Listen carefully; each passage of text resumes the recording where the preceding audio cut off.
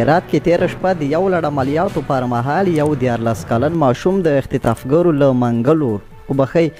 منګلو ژغورل شوی دی. د طالبانو ځایي چارواکو په خبره یو اختطافګر د مقاومت پر مهال وژل شوی او 2 نور ژوندي نیول شوي دي. د کورنیو چارو سرپرست وزیر سراج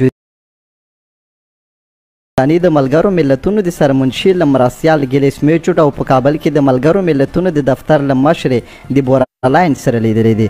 په دې لیدنه کې د بشري مرستو ترڅنګ اهمیت پیژندلو، د تیر لیست د سپینولو او افغانستان څخه د بندیزونو په لرې کولو خبرې شوې دي او ګیلیس میچوټ سرپرست وزیر ته ډاډ ورکړی چې ملګري ملتونه به د تور لیست په سپینولو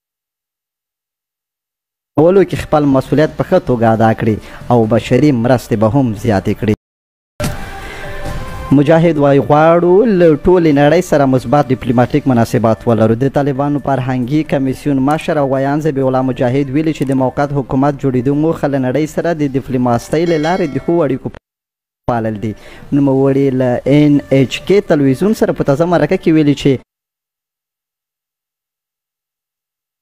دوی غواړي له ټولې نړۍ سره دوه اړخیز مناسبات ولري ځکه د ده په وینا په افغانستان کې ګټې د نړیوالې ټولنې ګټې دي او هغه د افغانستان ثبات دی چې ټولې نړۍ ته مهم دی.